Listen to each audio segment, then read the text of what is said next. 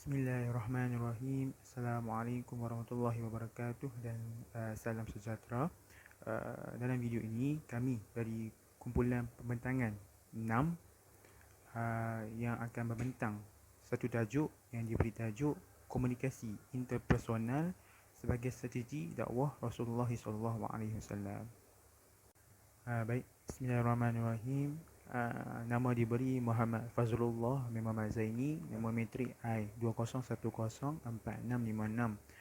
Baik, tajuk yang pertama iaitu definisi komunikasi interpersonal. Jadi sebelum kita mengetahui lebih lanjut, perlulah kita tahu terlebih dahulu maksud ataupun definisi komunikasi interpersonal. Baik, kita lihat maksud komunikasi dulu. Okay, komunikasi ini dia berasal daripada perkataan Latin iaitu communicare yang bermaksud memberitahu atau berpartisipasi. Okay, menurut DeVito dan juga Wood, kata komunikasi ialah proses hantar dan terima mesej antara dua peribadi dengan beberapa kesan dan serta maklum balas serta merta. Seterusnya menurut Maimunah Osman, ia merupakan satu proses penyampaian atau pemindahan mesej dari seorang kepada yang lain. Baik, seterusnya interpersonal pula. Menurut laman web rasmi iaitu Merriam-Webster, interpersonal ditakrifkan sebagai being relating to or involving relations between persons, iaitu yang mana sedang ataupun yang melibatkan beberapa buah individu. Kemudian menurut Oxford Dictionary, connected with relationships between people. Baik, seterusnya pula kita tengok komunikasi interpersonal. Okay, menurut Wood, DeVito, Smith, komunikasi interpersonal ni ialah komunikasi dari mulut ke mulut yang berlaku dalam interaksi secara bertatap muka antara beberapa individu. Okay, seterusnya menurut Joseph A. DeVito pula mendefinisikan komunikasi interpersonal ni sebagai interpersonal communication is the verbal or and non-verbal interaction between two or sometimes more than two interdependent people. Baik, setelah diteliti definisi yang diberikan oleh para sarjana yang saya kemukakan sebentar tadi, saya berpandangan bahawa komunikasi interpersonal ialah satu proses berinteraksi antara dua individu ataupun lebih, sama ada secara lisan ataupun bukan lisan. Bismillahirrahmanirrahim. Assalamualaikum warahmatullahi wabarakatuh.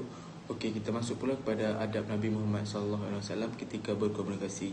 Okey, terdapat 3 jenis adab yang dilakukan beliau ketika menyampaikan dakwah. Contohnya, yang pertama ialah lemah lembut, yang kedua ialah tegas, dan yang terakhir ialah dengan kasih sayang. Okey, yang pertama ialah dengan lemah lembut. Metod dakwah seperti ini tidak akan menimbulkan permusuhan terhadap orang yang didakwah. Sebagai contoh, bila kita ni bercakap dengan lemah lembut, seseorang itu tidak akan menyimpan dendam terhadap kita. Okey, dengan cara ini seseorang lebih menerima dengan hati yang terbuka. Seterusnya kita masuk pula kepada tegas. Kita semua tahu yang Nabi Muhammad SAW ni terkenal dengan sikap yang lemah lembut. Namun beliau tegas bila itu berkaitan dengan keagamaan. Contohnya, Nabi Muhammad tegas dalam melaksanakan hukum hudud dan mempertahankan dakwah Islam. Akhir sekali, sikap kasih sayang yang dilakukan beliau. Sikap kasih sayang ini tidaklah beliau terapkan kepada orang yang dikenali, namun terhadap musuh juga beliau menunjukkan kasih sayang. Contohnya, ketika Nabi berdakwah, pelbagai kejadian yang berlaku seperti beliau dilempar batu, namun Nabi tetap memaafkan dan mendoakan mereka. A'udzubillahi minasyaitonirrajim. Bismillahirrahmanirrahim. Assalamualaikum warahmatullahi wabarakatuh. Nama saya Muhammad Arifuddin bin Nuruddin. Saya akan meneruskan lagi mengenai latar belakang strategi dakwah komunikasi interpersonal Nabi Muhammad SAW. Okey. Yang pertama, bilakah Nabi Muhammad SAW mula berkomunikasi secara interpersonal sebagai strategi dakwah? Okey, yang pertama setelah turunnya wahyu Allah SWT, iaitu daripada surah Al-Muzammil ayat 1 hingga 9 dan surah Al-Mudassir ayat 1 hingga 7. Okey, Nabi bermulanya strategi dakwah Nabi ialah selepas turunnya ayat daripada surah Al-Muzammil dan daripada surah Al-Mudassir. Okay, seterusnya, Nabi Muhammad SAW menjalankan dakwah secara interpersonal dalam keadaan sembunyi selama 3 tahun. Okay, yang ni di mana Nabi Muhammad ini dia pergi menziarah rumah ahli keluarga terdekatnya dan para sahabatnya dan melakukan dakwah secara interpersonal. Okay, seterusnya, Allah SWT memerintahkan Nabi Muhammad SAW berdakwah secara terang-terangan melalui wahyu Allah, iaitu daripada surah Asy-Syu'ara ayat 214. Okay, selepas turunnya surah Asy-Syu'ara ini, Nabi Muhammad SAW terus melakukan kerja dakwah yang ini secara terang-terangan, yang ini bukan lagi secara sembunyi. Okay, seterusnya, pada tahun keempat, Nabi Muhammad SAW masih lagi berdakwah secara interpersonal tetapi dalam keadaan terang-terangan. Okay, yang ini selepas surah Syu'ara tadi, Nabi Muhammad SAW terus mengerjakan usaha dakwah secara terang-terangan dengan melakukan dakwah secara interpersonal. Okay, seterusnya, siapakah mad'u Nabi Muhammad SAW ketika itu? Okay, dakwah secara sembunyi ini disasarkan terutamanya kepada ahli keluarga terdekat dan para sahabat Nabi Muhammad SAW. Antaranya Khadijah binti Khuwailid, Ali bin Abi Talib, Zaid bin Harisah, Abu Bakar bin Abi Quhafa As-Siddiq, Utsman bin Affan, Zubair bin Awam, Abdurrahman bin Auf, Sa'ad bin Abi Waqqas dan lain-lain lagi. Dan sasaran dakwah Nabi Muhammad SAW secara terang-terangan disasarkan kepada seluruh warga kota Mekah dan di sekelilingnya. Yang ini selepas turun ayat Syu'ara tadi, Nabi mensasarkan kepada semua penduduk kota Mekah dan di sekelilingnya. Okay, sekian itu saja daripada saya. Assalamualaikum warahmatullahi wabarakatuh. Okay, Assalamualaikum warahmatullahi wabarakatuh. Nama saya Umar Hakim bin Effendi. Seterusnya kita masuk kepada subtopik kepentingan dan kesan komunikasi interpersonal. Kat sini saya pecahkan kepada dua, iaitu kepada pendakwah dan juga mad'u lah. Yang pertama, poin yang pertama, menggalakkan komunikasi yang jelas dari pendakwah. Okay. Apabila menggunakan komunikasi interpersonal ini, lebih jelas lah kepada mad'u untuk mendengar. Dan mad'u ini dia akan lebih bersikap terbuka lah dan lebih seronok ataupun berasa selesa dengan apa yang disampaikan oleh pendakwah tersebut dan lebih produktif lah. Seterusnya, poin yang kedua, membentuk pendakwah yang bijak. Okay. Dengan kemahiran komunikasi interpersonal ni, pendakwah ni lebih bijak lah. Contohnya dari sudut penggunaan gaya bahasa lah. Menggunakan gaya bahasa yang elok, tidak menggunakan bahasa yang kesat lah. Kerana bahasa yang kesat ni dapat merenggangkan hubungan di antara mad'u dan juga pendakwah tersebut. Manakala dengan penggunaan bahasa yang baik ini mampulah untuk menarik minat mad'u dan juga dapat saling menghormati antara hubungan antara satu sama lain. Okay, seterusnya, poin yang ketiga, prinsip kekerasan dan kelembutan. Okay, kat sini mad'u ni dipandai menggunakan prinsip kekerasan dan kelembutan lah. Dia menggunakan prinsip kekerasan ni pada tempat yang betul lah, pada waktu yang betul dan tempat yang betul lah. Dia tidak menggunakan kekerasan sepanjang masa. Manakala dari sudut kelembutan pula penting lah untuk menarik minat ataupun mendengar daripada mad'u tersebut. Dalam surah At-Taha ayat ke-43, 44, Allah berfirman kepada Nabi Ibrahim supaya menggunakan konsep lemah lembut lah untuk berdepan dengan Fir'aun, supaya mudah-mudahan Fir'aun terbuka hati lah. Okay. Seterusnya kita pergi kepada kepentingan dan kesan terhadap mad'u pula. Okay, poin yang pertama, meninggalkan kesan dalam kepada sasaran dakwah ataupun mad'u. Okay. Mad'u ni lebih terbuka ataupun lebih terkesan apabila pendakwah itu menggunakan komunikasi interpersonal lah. Dan mereka ni akan menjadi lebih bertindak balas lah kepada pendakwah tersebut. Tak adalah dia diam je kan. Manakala dan penerima atau mad'u ni benda ni lebih mempengaruhi emosi lah kan? Memberi kesan dalam dan mempengaruhi emosi mad'u tersebut. Okay, seterusnya, poin yang kedua, yang terakhir, mad'u akan lebih terbuka. Okay. Jika pendakwah ini menggunakan konsep komunikasi interpersonal ni, mad'u tersebut akan menjadi lebih terbuka lah dalam mengemukakan masalah diorang kan. dan dia orang lebih selesa lah untuk menjadikan pendakwah itu sebagai rujukan. Dan pendakwah ni mestilah menjadi pendengar yang baik lah. Okay. Untuk mengesuai kemahiran pendengar ni yang berkesan, bermaksud dia menunjukkan minat terhadap permasalahan yang disampaikan oleh mad'u ataupun ketidakjelasan lah. Itu sebagai poin yang kedua. Poin mad'u ni akan kita buka. Okay.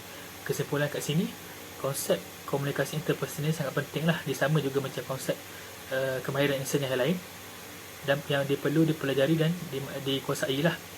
Yang mana sekiranya kita mempunyai kemahiran komunikasi interpersonal ni, kita ni akan dilihat sebagai individu yang lebih macam apa, dihormati lah, respect kan. Okay, itu saja daripada saya. Sekian, terima kasih.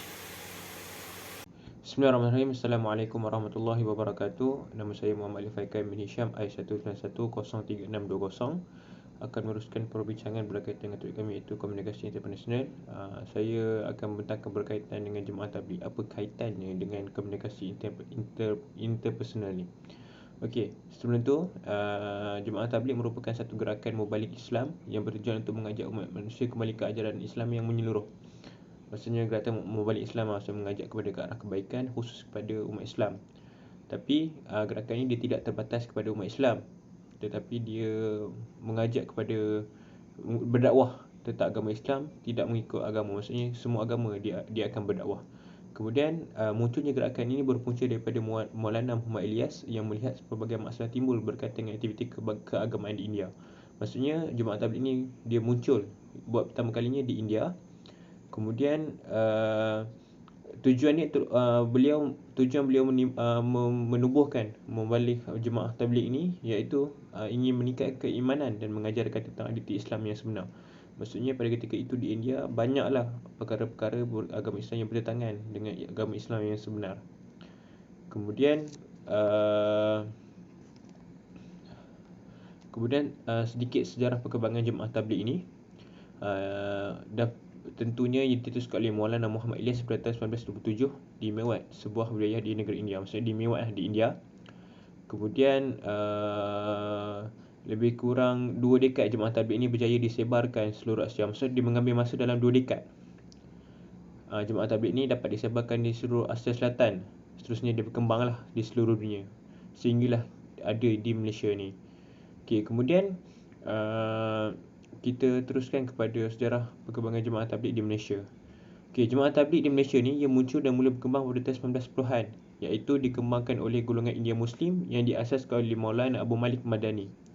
Okey, Maulana Abu Malik Adani ni merupakan wakil markas Nizamuddin yang berasal di India. Maksudnya dia menyebarkan dakwah berkaitan dengan jemaah tabligh ni ke Malaysia yang diadakan di Masjid India. Masjid India iaitu di Kuala Lumpur. Itulah puncanya. Maksudnya buat pertama kali jemaah tabligh ni muncul di Malaysia. Kemudian pada tahun 1970-an, orang Melayu mula melibatkan diri dalam jemaah tabligh ni. Pada asalnya maksudnya India Muslim saja. Kemudian dia berkembang kepada orang jemaah Islam, maksudnya Melayu lah di Malaysia, bermula daripada Kuala Lumpur. Kemudian gerakan ini diluaskan kepada Pulau Pinang, Kuala Terengganu, Kubang Kerian, kemudian Lundan dan Kota Baru, dengan menjadikan masjid-masjid sebagai markas gerakan mereka. Kalau kita lihat pada zaman sekarang, maksudnya gerakan-gerakan ataupun jemaah tabligh ini dia bertempat di masjid-masjid ataupun di surau-surau dalam satu ketika masa yang ditetapkan. Kemudian mereka berdakwah lah, maksudnya buat dakwah secara atau usrah, ataupun kalau kita tengok di taman-taman, mereka berjalan mengajak dari rumah ke rumah, mengajak kepada kebaikan ataupun mengajak kepada menunaikan masjid secara berjemaah. Walaupun banyak tentangan yang berlaku, maksudnya ada masyarakat yang terima, ada masyarakat yang tidak terima, tapi mereka tetap berdakwah. Apa yang saya nak kaitkan dengan jemaah tabligh ni, kita tengok cara mereka berdakwah itu relate dengan maksud komunikasi interpersonal ni, iaitu komunikasi dari mulut ke mulut yang berlaku dalam interaksi muka antara beberapa individu. Maksudnya kita tengok jemaah tabligh ni dia berjalan dalam 5 orang betul-betul berdakwah pada maksudnya kalau kita tengok banyak jemaah tabligh ni dia khusus kepada kawasan taman-taman. Ada jemaah yang keluar 3 hari, 40 hari, banyaklah. So ini yang kita boleh relatekan sebagai komunikasi interpersonal, iaitu cara mereka berdakwah itu kena dengan apa yang dimaksudkan dengan komunikasi interpersonal itu. Contohnya kalau kita lihat yang saya cakap tadi, Mereka berdakwah, maksudnya kalau saya sendirilah pernah melibatkan diri, maksudnya pernah jemaah tabligh datang kan, so kita tahulah cara mereka berdakwah. Mereka cakap, cara percakapan mereka memang face to face lah, individu kan, maksudnya muka ke muka mengajak dakwah kepada kebaikan. Tapi cara mereka bersesuaian lah dengan keadaan. Okey, maksudnya seterusnya mereka akan pergi ke rumah ke rumah mengajak orang Islam lah, utamanya solat berjemaah mana yang berdekatan dengan surau kan, maksudnya secara berhemah lah. Kemudian kalau orang bukan Islam, mereka berdakwah tentang mengenali Allah, bukannya memaksa untuk meluk Islam, tapi belajar untuk mengenali, tarik sikit demi sikit kan. Kemudian apabila diberi hidayah oleh Allah Subhanahu Wa Taala, insya-Allah mereka akan memeluk agama Islam. Okey, jemaah tabligh ini amat sesuai untuk dikaitkan dengan cara komunikasi. Sebenarnya cara dakwah itu sendiri dengan berdakwah kepada orang ramai bertujuan untuk mengajak ke arah kebaikan. Kemudian selari dengan makna komunikasi internasional yang saya masukkan tadi lah, itu berkaitan dengan jemaah tabligh ni, kita boleh relatekan dengan komunikasi internasional, cara mereka, metod mereka berdakwah. Itulah sedikit daripada saya. Wabillahi taufiq wal hidayah. Assalamualaikum warahmatullahi wabarakatuh. Baik, bismillahirrahmanirrahim. Assalamualaikum warahmatullahi wabarakatuh. Nama saya Muhammad Syami Irfan bin Soleh. Nama metrik I19203971. Pada hari ini saya akan membentangkan tentang pengenalan kepada street dakwah. Okey, yang pertama sekali, dakwah ni adalah membawa maksud menyeru, mengajak manusia mengesahkan Allah dan melakukan kebaikan.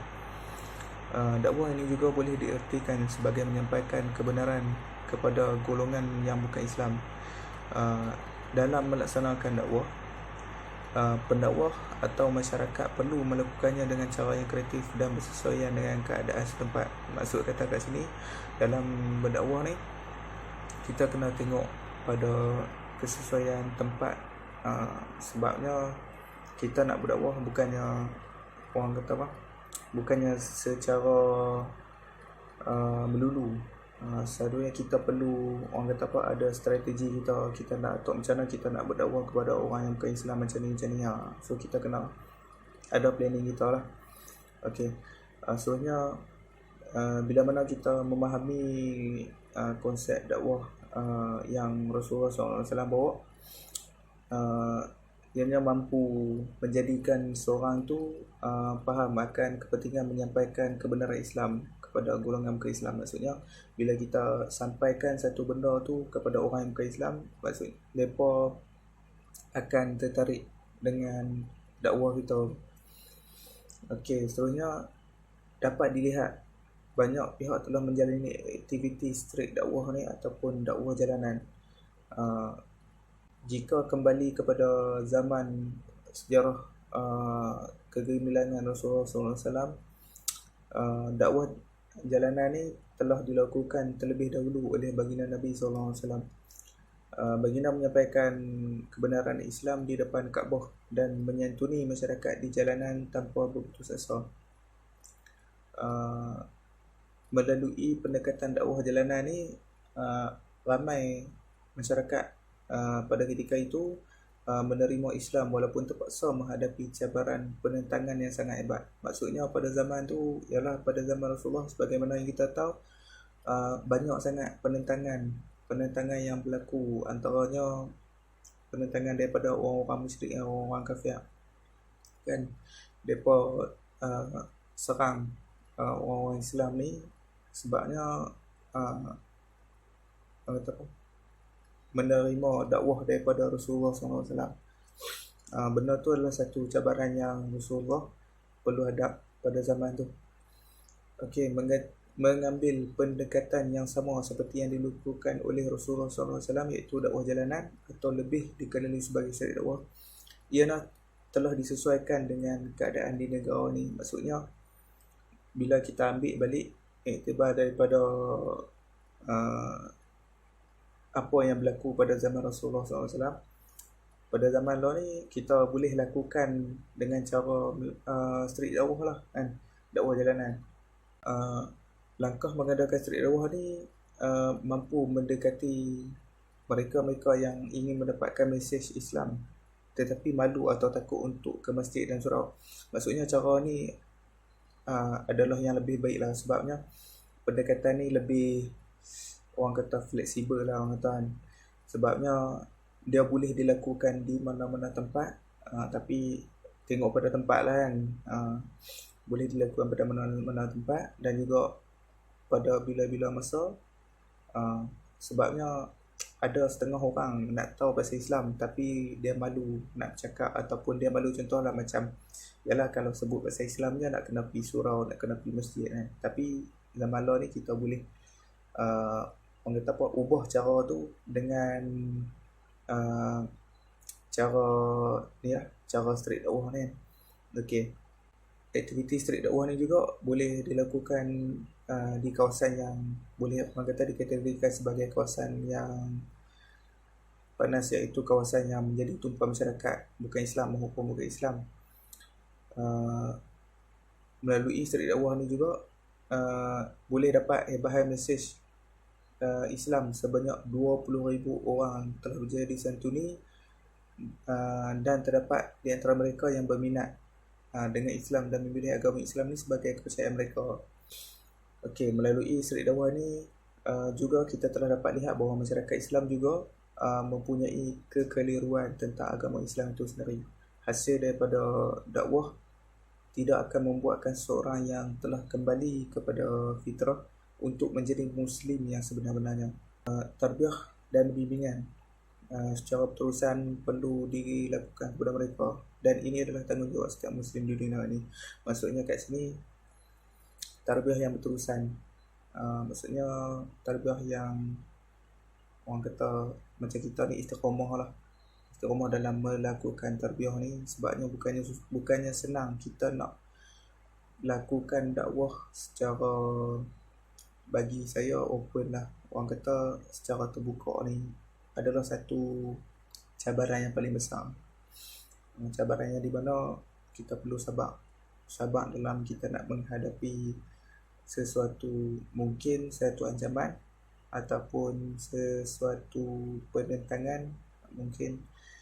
Tapi setakat Alhamdulillah di Malaysia tak ada lagi lah, ada juga yang menentang Islam, tapi orang kata apa, dalam negara kita ni boleh kata majoriti kita semua Islam kan.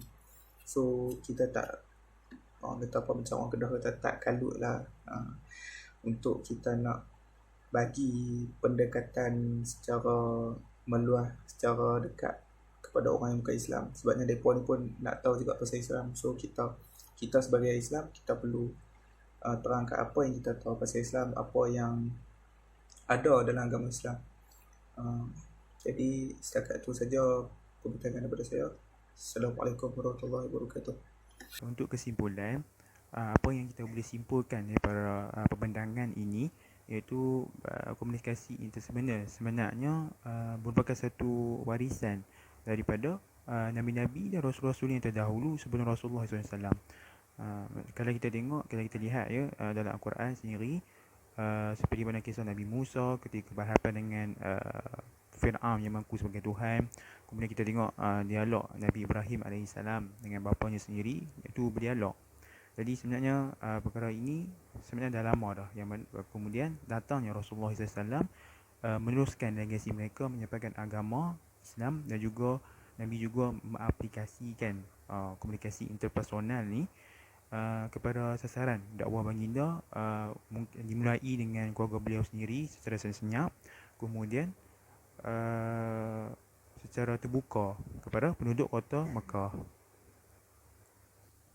Baik, seterusnya komunikasi Rasulullah SAW ni perlu dicontohi, diteladani oleh para pendakwah tanpa mengira peringkat umur. Jadi firman Allah SWT, a'udzubillahi minasyaitonir rajim, qul in kuntum tuhibbunallaha fattabi'uni yuhibbukumullah wa yaghfir lakum dzunubakum. Katakanlah wahai Muhammad, jika kamu mencintai Allah, jika kamu mencintai Allah, maka ikutilah aku, nescaya Allah mencintaimu dan mengampuni dosa-dosa kamu. Surah Al-Imran ayat 31. Jadi sehubungan dengan itu,